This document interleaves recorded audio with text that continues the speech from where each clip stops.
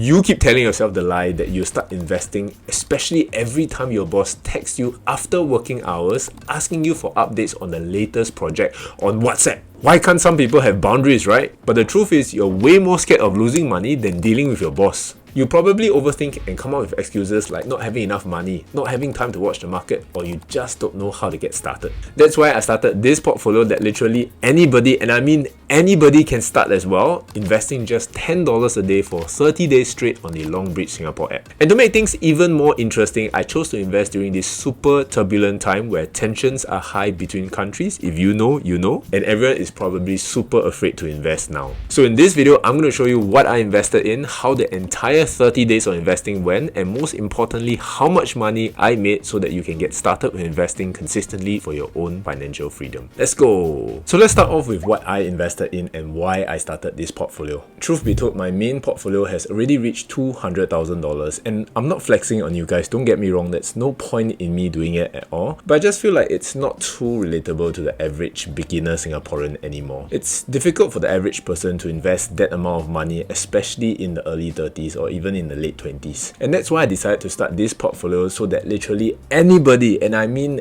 anyone, can start it as well, because it's just investing $10 a day for 30 days. I know for a fact that you guys probably spend more than that on your CBD lunch every day at work. So what's $10, right? I wanted to also keep it so simple that even investing idiots, people who have no knowledge of at all, will be able to keep up, and that's why I chose to invest into the VOO stock, which is the overall US stock market. This is an easy way to look at it. Think of our everyday items that we use like Facebook, Google, YouTube, iPhones, my MacBook, my AirPods. I have so many things from Apple you can't even count, and these are all made by US companies. And instead of just always being on the the losing side, the consumer side, always paying for stuff, I am now going to flip the script and think of myself as the co-owner of these companies. Sounds good, right? It has a very nice ring to it. You just can't make any decisions, but at least when they make money and their stock price increases, you can partake in that as well. I'm also a super lazy and efficient person, so I chose to set up the recurring investments on the LongBridge Singapore app so that you just continue to invest $10 a day every single day for me as long as it is active. I honestly love this function because it's literally a one-time effort and I don't need to do anything else after that. And because I'm such a genius, I know exactly what you guys are thinking about right now, because this is literally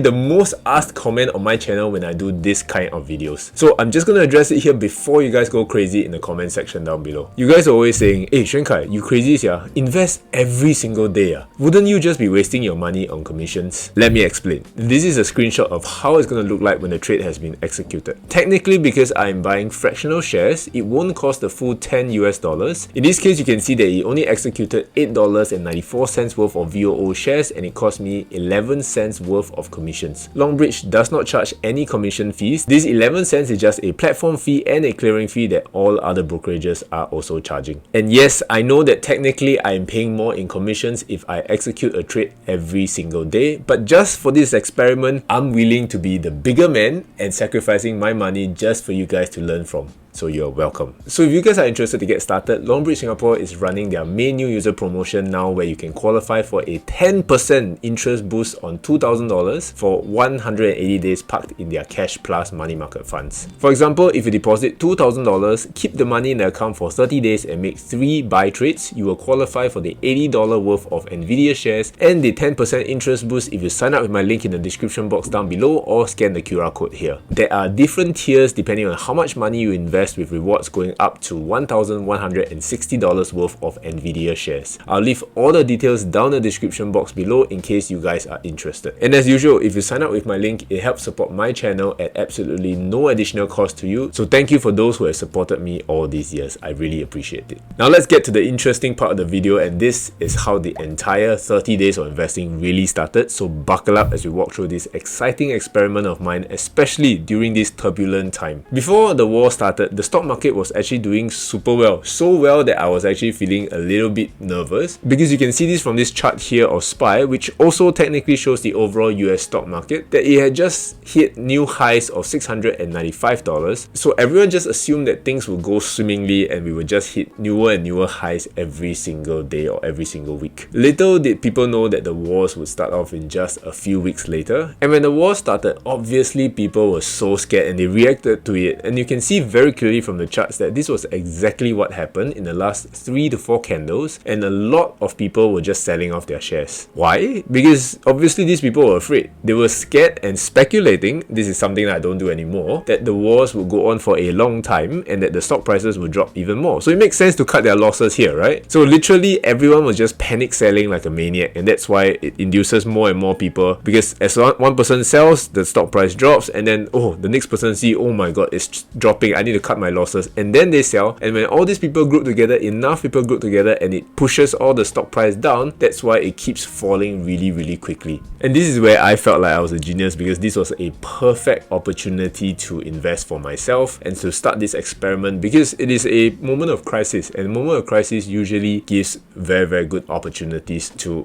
start something new. Why? Because I'm a maniac too. But jokes aside, I have watched the past recessions like COVID and last year's tariff situation, so I was fairly comfortable with investing when things turn south. This obviously takes quite a bit of guts and practice, but most importantly, you need to be able to have watched one of these cycles go through, participate in the next cycle, and then really refine this skill, because you kind of have to go against your gut feeling when the stock prices are dropping. You still feel scared, right? You still feel scared, but you trust in the process, you trust in the experience, and you just go through with the trades and make sure you're investing consistently. And that's all you can control, right? You can't control how long the wars stay. So I bought in on the 25th of March, where tensions were the highest and the stock market had already fallen quite a bit from its highs, about a 10% drop, which was already enough to scare off most people, but obviously not me. In fact, this is a very important skill to master that I'm quite sure that a lot of successful investors are damn good at, which is to have the courage to invest when times are bad, because it presents a wonderful opportunity if the market recovers. You see, if I had invested at the previous all-time highs and it increased just 1 to 2%, then my profits would just be 1 to 2%, right? Pretty simple, pretty straightforward. But if I invested at this low point and the markets recovered to that very same highs of the $695 that I talked about just now, then I would have at least 11 to 12% profits, assuming that the markets recovered to the all-time highs, right? Those assumptions still have to take part as well. And of course, it's always a chance that it will fall even further from where I invested. So what happened after I invested? You can see that immediately when I bought in, the next few days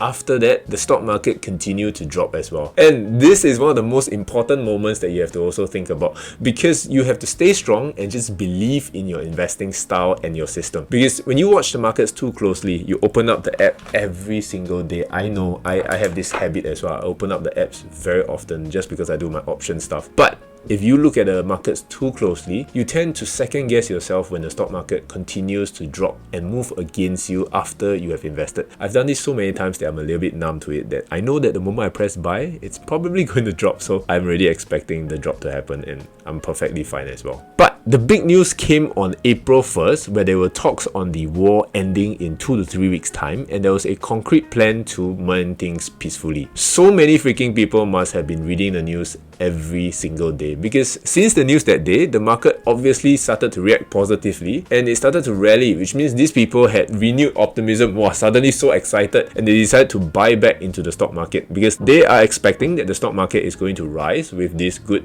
news, right? Right now things are a little bit more confusing because the war is obviously not over yet, but the stock market has increased all the way through since that day on April. So honestly, I don't follow the news that much just because it's not within my control, or I'm not particularly interested to read about negative news all the time. It just kind of screws up in my head anyway, right? So I can't control any of these things, but I can control my reaction, I can control what I'm going to do, and things that are within my control. I literally just need to know what's roughly happening in the world, what's causing causing the stock market to react, and then I can react accordingly. So many people stay glued to the news just because they think that by reading it, they will have some form of control, some form of certainty over the situation, and they'll be able to sidestep things before they even happen. News alert, I don't think any of us can, but if it makes you feel any better, go ahead, right? Spend a bit of time, read the news. Just know roughly what's happening, but have a proper plan in mind so that you know what to do in case things happen. Different scenarios usually work really well, whether it goes up, whether it goes down, whether it goes flat. What are you going to do next? Those are really important questions to keep in your mind when you're investing. And of course, that brings me to the most exciting part of this portfolio, which is how much money I made in the last 30 days. So in the last 30 days, I've invested a total of $306, and that brings us to a grand total of $20, which is nothing too life-changing, but in terms of percentage, it is a 6% return in just 30 days. Not too shabby for a small investing challenge like this, but you get my point of why it's important to invest during difficult times like this. Usually, the difficult times will stay a bit longer, but the US stock market now is a little bit different from before. Honestly, I love investing because it gives me leverage, and most importantly, helps me to create a future where I'm able to earn